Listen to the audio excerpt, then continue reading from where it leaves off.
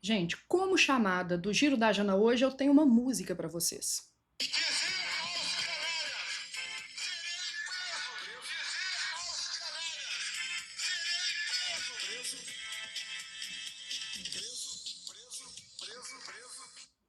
É só isso que eu tenho a dizer antes da vinheta. Bora lá.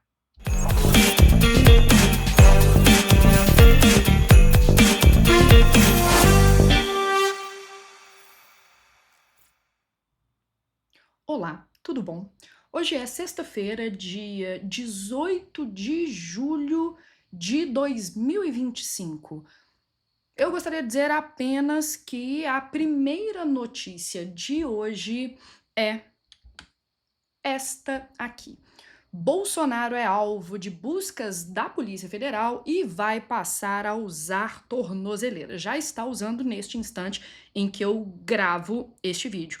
Os mandados são do ministro Alexandre de Moraes e estão sendo cumpridos na casa do ex-presidente do PL. Ele também tirou as redes sociais de Bolsonaro, entre outras determinações que, pelo menos em teoria, visam diminuir a chance de Jair Messias Bolsonaro escapar para outros países ou interferir nas investigações do inquérito em que ele está sendo, envolvido, que é o inquérito do 8 de janeiro, da suposta, porque ainda não temos uma decisão judicial, tentativa de golpe de 8 de janeiro, tá?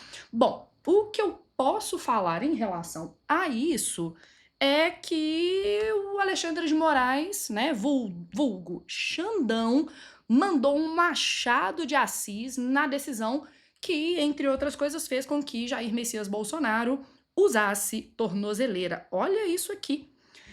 Trecho da decisão do Xandão. A soberania nacional é a coisa mais bela do mundo, com a condição de ser soberania e de ser nacional. Considerando que boa parte do público deste canal está voltado para o Enem, entre outros vestibulares, eu devo dizer que eu li a decisão do Xandão como um todo e, considerando apenas a citação do Machado de Assis, eu acho que ali, na competência número 2, vou até colocar aqui minha gradezinha de correção, deixa eu diminuir para ela caber bonitinho, né? Agora tudo bonito. Eu daria neste texto de Xandão 200 na competência 2. Eu achei um repertório sociocultural externo, pertinente, legitimado e produtivo. Na minha opinião, Machado de Assis, na decisão, bela citação. Repertório sociocultural externo, legitimado, pertinente e produtivo. Você pode aproveitar aí e deixar para mim qual é a sua opinião, não é mesmo? O que você acha? Não necessariamente do que está rolando com o Jair Bolsonaro, mas o que você acha dessa citação? É importante que a gente tenha opiniões sobre citações alheias, tá? Bom, como isto daqui não é apenas um canal de atualidades, a gente também indica filmes, documentários, obras audiovisuais para te ajudar na sua redação e em outras, ligado a esta notícia, do Jair Messias Bolsonaro, eu indicaria um filme que acabou de estrear na Netflix, tá? Que é Apocalipse nos Trópicos, um documentário feito pela Petra Costa e que fala sobre a ascensão de um discurso autoritário no Brasil e que acabou culminando na suposta tentativa de golpe de janeiro, 8 de janeiro, que visava não deixar o presidente Lula assumir a presidência. Se você quer uma indicação, eu vou te dar também uma indicação que não estava nos meus planos originalmente. Eu vou te indicar um livro da Gabriela Biló, que é uma fotógrafa da Folha de São Paulo, Ela e os meninos do Medo e Delírio em Brasília, que, na minha opinião, melhor podcast de política no Brasil, eles fizeram o E a Verdade.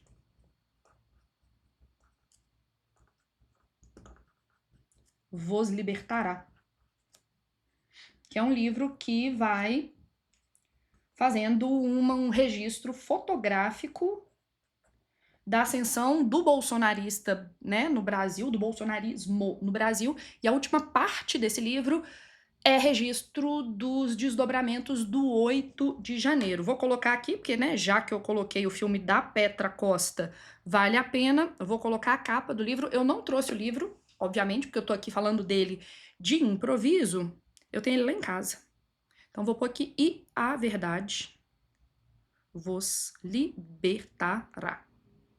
Livro, belo livro, tá, gente? Fotos lindíssimas. E esse livro tem uma sobrecapa e uma capa, tá? Sobrecapa e capa estão aqui. Lindíssimo livro, fotos maravilhosas, algumas bastante trágicas. A gente tem, por exemplo, o período da pandemia de Covid-19, então há fotos mais pesadas, mas eu acho que vale a pena você ver o Apocalipse Tropical,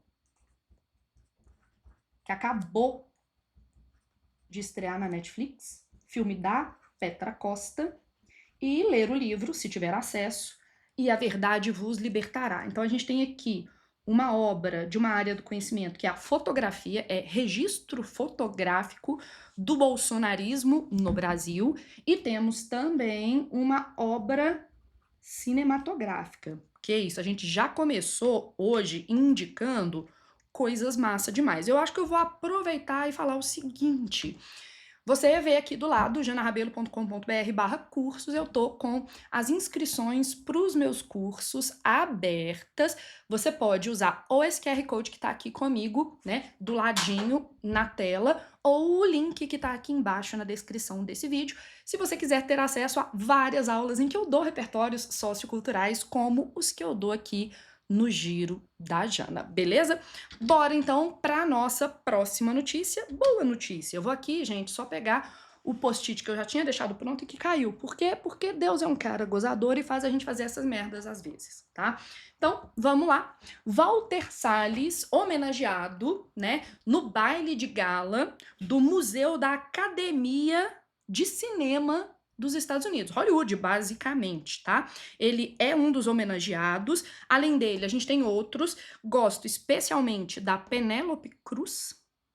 E já que a gente tá ali homenageando o Walter Salles, eu trouxe para vocês os meus 5 filmes favoritos do Walter Salles. Se você é estudante, você pode, por exemplo, usar este recesso escolar de meio de ano, né, o recesso de inverno, para assistir a esses filmes e me falar o que você acha.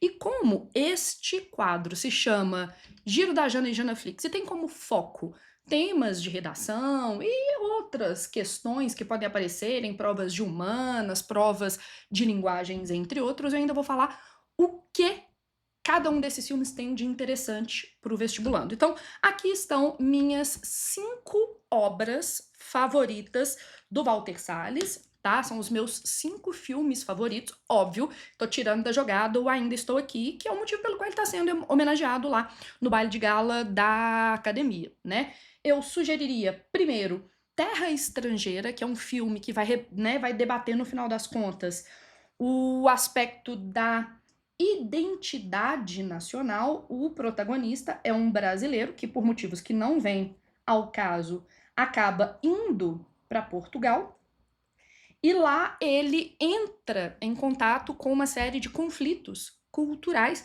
que colocam em jogo, colocam em xeque a identidade nacional. A gente pode ver algumas coisas nesse filme, como a questão da solidão, a questão dos migrantes, xenofobia, identidade brasileira, entre outros. Segundo filme favorito do Walter Salles, o já clássico Central do Brasil, né? Foi o filme pelo qual a Fernanda Montenegro concorreu ao Oscar de melhor atriz e perdeu para uma Gwyneth Paltrow fraquíssima. Mas eu não vou entrar nesse conflito, porque 25 anos depois, a filha dela, Fernanda Torres, foi alvo da justiça universal, da justiça histórica da justiça, sei lá, metafísica, e ganhou o Oscar de melhor atriz por Ainda Estou Aqui. Então, tudo bem, alguma justiça foi feita. Assistam lá, Central do Brasil, tem Fernandona, maravilhosa, irretocável, e eu quero principalmente que os vestibulandos prestem atenção na discussão sobre as diversas formas e impactos do analfabetismo no Brasil, ok? Outro filme que eu amo do Walter Salles, esse é um dos mais sensíveis que eu já vi dele, talvez o mais sensível, é Abril Despedaçado, que vai falar sobre um personagem principal que pertence a uma família nordestina do início do século XX que está envolvido num ciclo de violência, né? A família desse menino mata membros da outra família, a outra família mata membros dessa primeira família. Então a gente vai discutir a questão de pertencimento, a questão da família, o ciclo de violência, entre outros elementos. Há também uma discussão, por exemplo, sobre conflitos fundiários, a questão da terra é muito importante. Acho que Abril Despedaçado é uma excelente referência, por exemplo, para você refletir sobre as diversas formas de violência. Tá? Temos também um registro histórico que é Diários de Motocicleta. Diários de Motocicleta é a versão cinematográfica de um diário, né, biográfico, que registra a viagem do Ernesto Che Guevara antes dele ser um revolucionário pela América Latina. Ele fez uma viagem pela América Latina com um amigo de motocicleta e esse filme registra, né, transcreve para a tela o que aconteceu nessa viagem. Acho sensacional para você pensar, por exemplo, sobre desigualdade social. Mostra-se que o espírito militante do Che Guevara nasce da indignação diante das desigualdades que marcam a América Latina. E último, Linha de Passe, que apesar do nome, por incrível que pareça, não é um filme só sobre futebol, conta a história de uma família que tem como líder uma mãe solo e vão sendo mostrados todos os sacrifícios que ela faz para criar os seus filhos, entre outros aspectos, e na minha opinião é uma excelente reflexão sobre família, a importância da família. Então eu tô te dando aqui repertório para eixos temáticos maravilhosos: diversidade e identidade artístico-cultural brasileira, educação, as violências brasileiras, minorias, intolerâncias e desigualdades e família, seus membros e suas dinâmicas, tá? Isso daqui, na verdade, é o início de uma listinha que eu vou soltar para os meus alunos na segunda-feira, com filmes para serem assistidos no recesso, com as indicações do que prestar atenção e quais são os eixos temáticos que estão ali. Se vocês querem ser mimados assim, é só acessarem janarabelo.com.br/cursos ou esse QR Code que está aqui comigo na tela ou o link que está aqui embaixo de mim. Próxima notícia que tem tudo a ver, na verdade, com a primeira notícia. Estados Unidos investigam ataques, supostos ataques, observem o uso de aspas, do Brasil às Big Techs, né, às grandes empresas de tecnologia, após ordem de Trump, e isso faz parte de uma série de ações, de sanções norte-americanas ao governo brasileiro por suposto comércio desleal e por suposta perseguição ao Jair Messias Bolsonaro. Eu tenho uma indicação sobre esse assunto. Por incrível que pareça, eu tenho uma referência sobre esse assunto. É muito importante que vocês entendam, entre outras coisas, que o que está em jogo aqui não é só a política brasileira e que também não é só a política internacional. A gente está falando sobre soberania, a gente está falando sobre, entre outras coisas, corrupção, estamos falando sobre Big Data, privacidade de dados, crimes internacionais, entre outras coisas. E aí talvez o filme mais polêmico que eu vou indicar hoje é Snowden, tá? Do Oliver Stone, que foi lançado em 2016, mas que ajuda a entender o que está acontecendo agora em 2025. Como eu importo muito menos do que o Edward Snowden neste momento, eu vou me abaixar aqui, né? Esse filme mergulha na vida do Edward Snowden. Pesquisem sobre esse moço que expõe a espionagem digital feita pelos Estados Unidos em relação a governos do mundo como um todo. Um dos governos espionados pelo governo norte-americano foi o governo brasileiro. À época, a presidenta do Brasil era a Dilma Rousseff.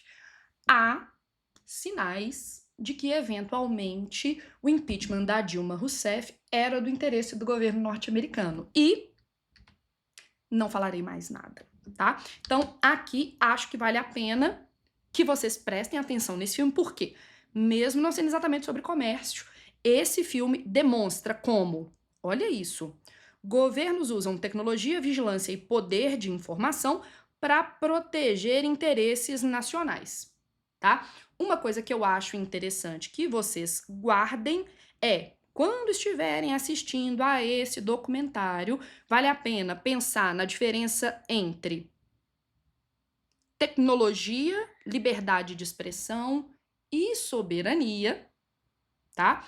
A questão da necessidade de regulação das big techs no mundo, e é uma das coisas que o Donald Trump não quer que aconteça, e aí eu me pergunto, por que será que ele não quer que isso aconteça?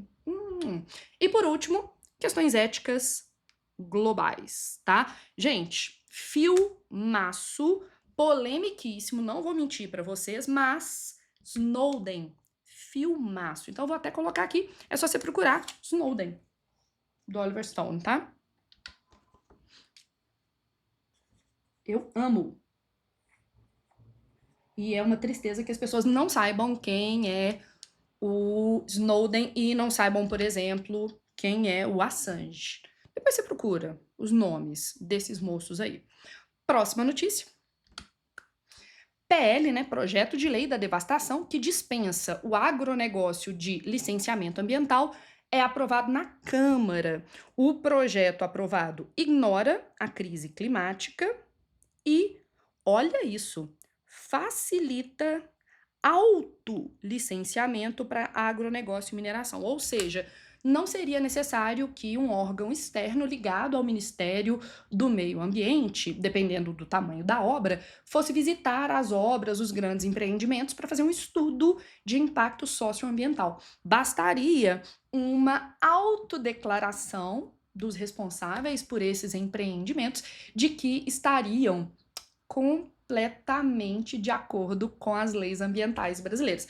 É tipo a raposa escreveu uma declaração falando assim: olha, eu tenho visitado o galinheiro, mas eu não tenho feito nada demais, nem pretendo fazer nada demais. Então, não precisa mandar o fazendeiro aqui. Continuarei visitando o galinheiro com todas as regras sendo respeitadas. Não precisamos de um fazendeiro para garantir a ordem por aqui. É isso, tá, gente? Então, temos essa indicação e, como sempre temos, né? Temos muitas opiniões, geralmente temos muitas indicações. Temos um documentário doido demais, um dos mais interessantes em termos ambientais que eu já assisti. Se chama Amazônia, Sociedade Anônima, e é um documentário que basicamente mostra quais são os interesses econômicos e financeiros do agro, da bancada do boi, do grande dinheiro internacional na Amazônia. Porque a Amazônia está no centro das discussões do mundo e os interesses governamentais e empresariais em explorar a Amazônia. Então, vale a pena assistir a Amazônia, Sociedade Anônima, basicamente. Vai falar sobre todas as pessoas que estão tentando privatizar a Amazônia. Por isso esse truquinho ali do Sociedade Anônima, ok? Última notícia, linda notícia, na minha opinião. Brasil vai retomar a fabricação nacional de insulina após 20 anos, né, a gente tinha deixado para comprar a insulina de outros países.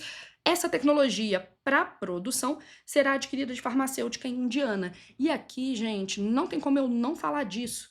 No final das contas, a gente retomar a fabricação nacional de insulina vai, obviamente, abaixar o preço da insulina, e estamos falando, por exemplo, de soberania. Opa, Bolsonaro ficou bravo e deu errado aqui. Estamos falando aqui de soberania, de autonomia sanitária nacional. Ou seja, ganhamos mais autonomia no que diz respeito à saúde pública, tá? E eu não tenho como não falar sobre isso. Ficou feio porque eu não tô encostando na tela do tablet para não dar pau, tá? Não tem como eu falar sobre soberania sanitária, sobre política pública de saúde, sobre esses temas ligados à ideia revolucionária de que todos devem ter acesso à saúde pública universalizada, de qualidade, equitativa, igualitária, entre outros, e não falar do meu amado SUS, tá? Vale a pena assistir a esse documentário que se chama Se Não Fosse o SUS, que é um documentário que registrou o quanto os profissionais e a estrutura do SUS foram imprescindíveis no combate à pandemia de Covid-19. Foi um filme produzido pelo Conselho Nacional de Saúde, um órgão governamental, ainda que o nosso então presidente Jair Messias Bolsonaro fosse, às vezes, talvez sem querer, negativo para as políticas públicas de saúde no período pandêmico. Então, se não fosse o SUS, você encontra gratuitamente, completo, no YouTube. E aí eu tenho uma pergunta para te fazer neste instante. De 1 a 10, quanto eu fui polêmica neste grande dia? 1, sou um alecrim dourado, imparcial, fico em cima do muro. E 10, estou colocando fogo em Roma. De 1 a 10, quão polêmica eu fui hoje. Se você tiver interesse em mais repertório sociocultural, em mais tema de redação, em mais polêmica e em mais o quanto a redação pode ser de fato e é política, é só você entrar em um dos meus cursos cujas matrículas estão abertas. Beijo.